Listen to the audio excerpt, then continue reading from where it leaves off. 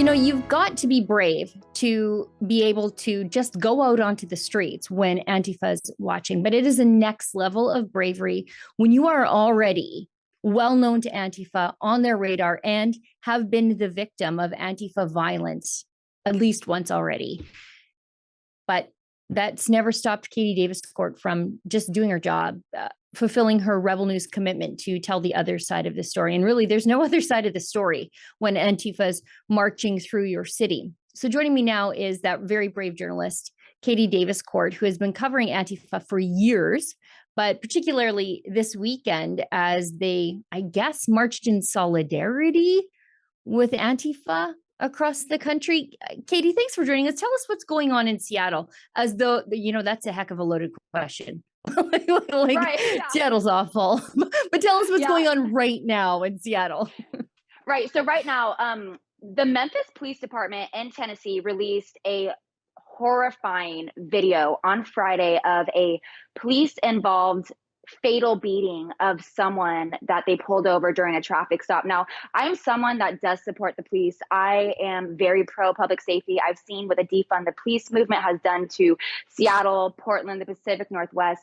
This video was absolutely indefensible, and it was murder. That's the only way that you can paint it. All the officers have actually been charged with murder, and we're going to see where the trial takes us. But his name was Tyree Nichols, and he was a 29-year-old Black male. And so he died at the hands of police. And over the weekend, cities were in an uprising across the entire country. And in Seattle, Antifa militants marched in solidarity with Tyree Nichols. Now, we have seen, Black Lives Matter come out and do protests in Seattle, but that is not even what happened here in Seattle. It was Antifa agitators dressed in all Black bloc, trying to hijack peaceful movements, as they normally do, because they are opportunists and will take advantage of any opportunity given to them. So they marched in solidarity over the weekend in Seattle. And of course, I'm very well known to them. I've been targeted, physically attacked, but they're the modern day brown shirts and the political militia of the Democrat Party that they refuse to denounce. And so it's extremely important to shine a light on Antifa until something is done about their violent behavior towards, innocent people, especially press like myself, just trying to share the other side of the story. So of course, they target press, and luckily Rebel News got me amazing security. It's the first time I've ever felt so safe in Seattle. But from footage that we can show, they're swarming me the whole time, and I have about 4 badass security guards fending them off. So that's what was going on in Seattle, and there's going to be more marches in the future. And yeah, it's amazing how Antifa just jumps on every opportunity to riot. That's what they do, and I'm sure they don't care about Tyree Nichols. They don't care about his untimely death. They seem to think that this is internalized white supremacy. 5 of the officers charged are Black.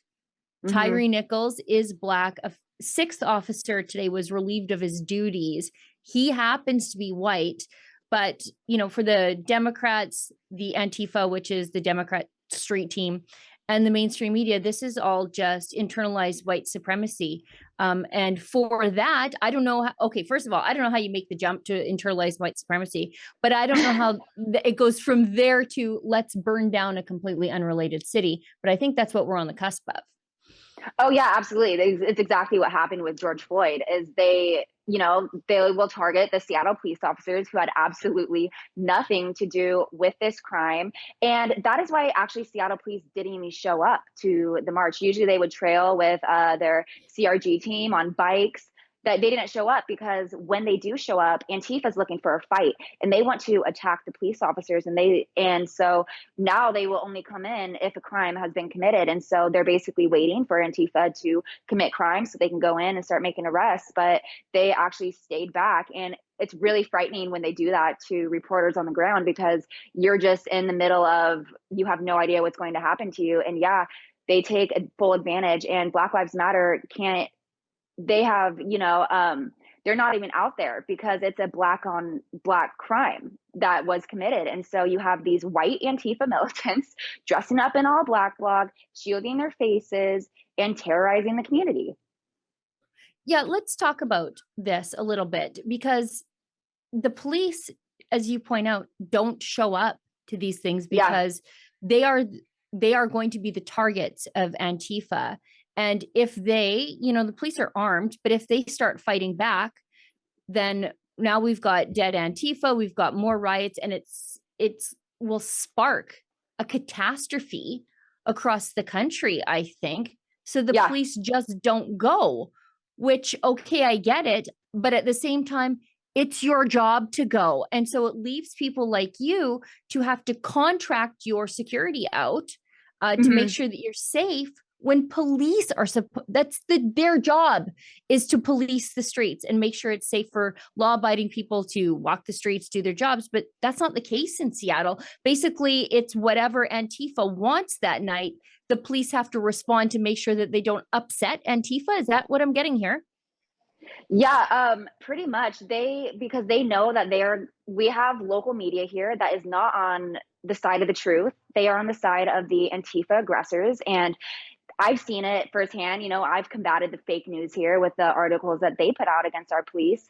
And our local news will say, will only show clips of police responding to the violence and say, the police have violently assaulted these Antifa terrorists instead of the Antifa targeting them first. And so that's why it's important for Rebel News to be out there sharing the full clips. Oh, look, Antifa actually attacked them first and they're responding, making arrests.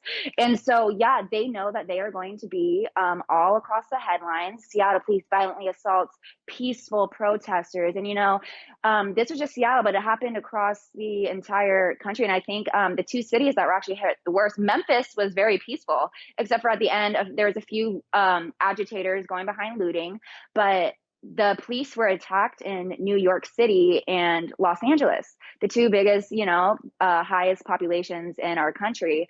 And so that it's exactly right. People will take every opportunity to attack police that have absolutely nothing. And, Seattle, we were the model police reform department. We are the most progressive police department in the entire country, and it's still not enough for these agitators. They will not stop until they get full police abolition. And now it's just concerned citizens reaping in the effects of what the Antifa and the Black Lives Matter defund the police movement has done, and it's completely destroyed our city.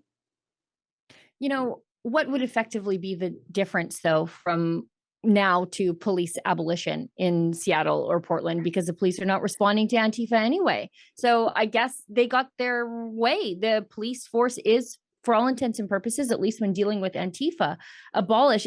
It's funny how you pointed out that things were pretty peaceful in Memphis and pretty peaceful in Atlanta, Georgia. Yeah. Because Governor Kemp, I know I've been critical of him from time to time, but he is treating them like the domestic terrorists that they are. He basically said, your little caliphate training camp hobo squat in the woods, that's illegal. Get out of there. He declared a state of emergency, and he's called in 1,000 National Guard, which is what they should have done in New York. It's what they should have done in LA. And it's probably what they're going to need to do in Seattle and Portland if they ever want to regain control of their own cities. It's funny the conservatives governors get this, right?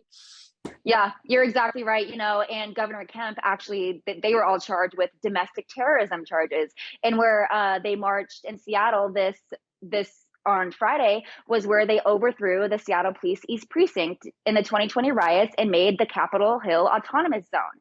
And so you're right when you say the police don't respond, but it's also because they have been so significantly defunded that the officers have fled the department in droves. If anything were to violently break out, even a fraction of what happened here in 2020, there would be no officers to even respond because they have to respond to other life-threatening crimes that are being committed when these violent riots break out. So yeah, Governor Inslee would need to call in the National Guard, but when he called in the National Guard in 2020, he made sure that they were unarmed. So he disarmed our National Guard and made them stand with just, the batons on the front lines of violence.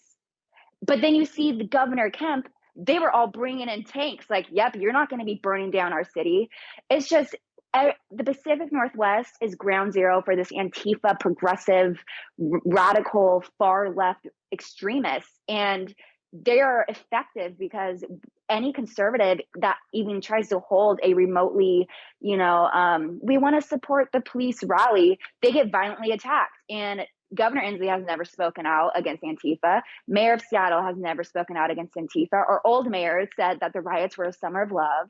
And so, yeah, we're still in ground zero, but it's also, we have to report on it because we have legislators that want to put legislation through to label them a domestic terrorist group. And I am not going to stop until something like that happens. I'm concerned that while I'm like, yep, you go, Governor Kemp, my concern is that it will force those Antifa to places that are more progressive. So you'll get a bigger population of these Democrat street teams in places like Portland and Seattle, because Portland and Seattle, they have the three things that these Democrat street teams love: progressive anti-police policies, nice weather, because it's easy to be quasi homeless dirtbag by choice in nice weather, and easy access to drugs and drug policy. And so the dregs of society end up flocking there, and the decent people end up being overwhelmed by them. But you were not overwhelmed by them. One of the most heartening things I saw over the weekend was, well, first of all, how brave you were, because you have been robbed by these guys. And yet you were insistent. I'm going back out. I'm going to cover these guys. I have to go. And we said, yep, fine. Only if you have security. Only if you have security. And you got sent with some of the best security I've ever seen in my life. I'm so proud. What was it like working when you could actually be safe in an Antifa mob? It was amazing. Usually I would have to, without security, I would go in all black bloc. I would hide my phone because they attack any phones that they see because they don't want people filming their crimes. It was amazing. I had 4 huge security guards surrounding me at all times. I was able to report live. I've never been able to do that before because they would be like, oh, try to locate me live. I was able to report live. I was able to do live clips. I was able to tweet. Usually I would have to run down an alley to post clips and then come back out to just make sure I was safe. It was incredible. And it makes the world of a difference. You honestly cannot report on these situations without security, especially me. I got away with it in 2020 and when police were on the ground. It makes a huge difference for reporters. But now when they don't show up, you have to have security. You cannot report on these people without it. And just the amount, like what you said, how often I'm targeted, it was amazing. I mean, they didn't even, they try, would shine, they strobed lights in my face and would try to block my footage from me, like filming. But my security prevented anything from happening to me. And if they were there, I would have hands down been attacked. Yeah, I would have said, Katie, you're not allowed to go. At all. I would have just said, we're not sending you back out because it's not worth you getting hurt to get the news. And I think our viewers at home agree with me there. And you were even able to stop and interview like some of the Antifa, which I thought was interesting because, that's like next level when you can sort of stick a camera in their face and ask them, like, what are you doing out here? To get a little snippet inside their brain. You don't get to see that because conservative journalists, it's too dangerous for you to do that. So that's the impact of our viewers contributing to Journalist Defense Fund. You are seeing snippets from Antifa you would never see anywhere else. Yeah, good point. And, the woman that actually gave me that small interview, she said that she was raised conservative and hateful like me. And I'm just like, yes, I'm the hateful one, just out here trying to report the truth while you guys are like engaging in terrorism. So yeah, but that's like, we are seeing an inside scoop of Antifa, and this is where they are. And like you said earlier, Seattle and Portland, they travel back and forth. And something that Elon Musk has done effectively with taking over Twitter is he has blocked their accounts when they try to post riots. And so that is actually put a hinder on them organizing, which is why we haven't seen the huge numbers yet. But I think that they're going to try to figure out a way around it and start mobilizing together again. That was an excerpt from the Ezra Levant Show. I'm Ezra Levant. Every weekday, I do a monologue about the topic of the day. Then I interview a fascinating guest either in studio or via Skype. And then I read your mail, whether it's fan mail or hate mail, which is sometimes even more interesting. This is on our premium service, though, called Rebel News Plus. Go to rebelnewsplus.com. It's $8 a month or less if you buy a whole year in advance. You get my show every weeknight, plus Sheila Gunn Reid's show every week. It's called The Gun Show. It's pretty amazing. You know, we rely on you because we do not take a dime from the government. In Canada, that makes us almost unique. So please help us out and help yourself to some great journalism at rebelnewsplus.com.